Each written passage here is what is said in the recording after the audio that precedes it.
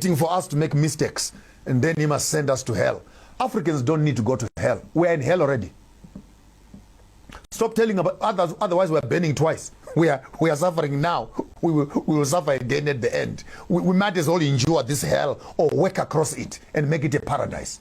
We need, therefore, number one, to understand psychologically their proclivities. Their proclivities. Psychologically, you become affected when you begin to worship a God that does not identify with you. Follow carefully. Because when you read the Bible, he comes to set the captives free. Therefore, salvation does not identify with the oppressors. It always identifies with the oppressed. I have come so that they can have life and have it more abundantly. It is talking to those who don't have abundant life, who are living in meager resources.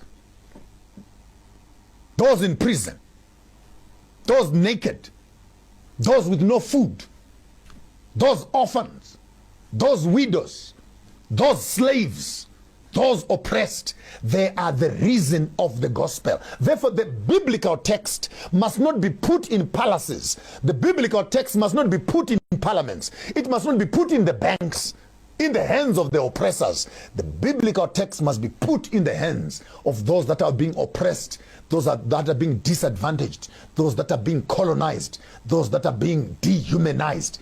The gospel must come as good news. Aha, there we go now. It must be good news that gives us hope, not to endure the system, but to fight the system and change it for the better that it is. For when then the text says, in the last days, those who shall collect their freedom, they will not ask for it. They will take it with power. They take it by force, because your freedom is never donated to you by the oppressor. The oppressor will never donate freedom until you take it violently from those that are taking it away from you.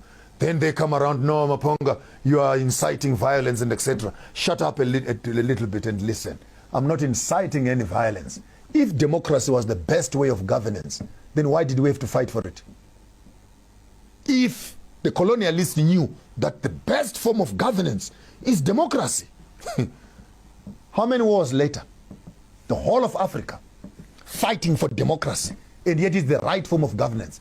Now you know, it's a joke of the highest order to be walking around Africa and telling us that European governance systems are perfect for Africans. That is not true. We have our own way of governing ourselves, and European governance systems are not interested in African culture.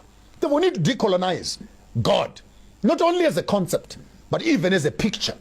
We need to decolonize him and begin to say, can you draw unkulunkulu? Can you draw Gaenyame? Can you draw Mvelingange? And as Africans, we must apply ourselves and say, what sort of picture do we come up with? And just when you're about to draw, then the Bible tells you, don't make yourself any graven image, for you cannot liken me to anything else. Worship me in truth and in spirit. Therefore, we understand that we're dealing with something that is spiritual, not something that is physical. And many Christians, some of you are watching me right now, you are mad. You're getting angry. You're getting worked up because I am saying that I don't believe in a white Jesus with blue eyes. No, you cannot say that. You are denying Jesus. Why did you allow the white people to make a white idol and you never complained? Now I'm saying it, you are getting angry. Why are you angry? You are not angry with me. You are angry with yourself. That you have been lied to for a long time. And for the first time, you meet information on your face, and it's causing lots of what we call here psychological misunderstanding, cognitive dissonance in more professional psychological language. It's your own conflict in your own mind with your own belief system. Decolonize God. Number two, decolonize humanity. We cannot be taken only as Africans who don't have a soul. We are Africans. We are Al-Kebalam. We are Bantu. And for this reason, when they tell us that you are slaves, you are less than nothing. Africans are animals. Africans are this. Africans are this. This dehumanizes us. And if we are to use the Bible as a text, it says we are created in the image of God. And if therefore we are animals, then God is an animal also. If we are stupid, then God is stupid also. And if we are less than human, then God is also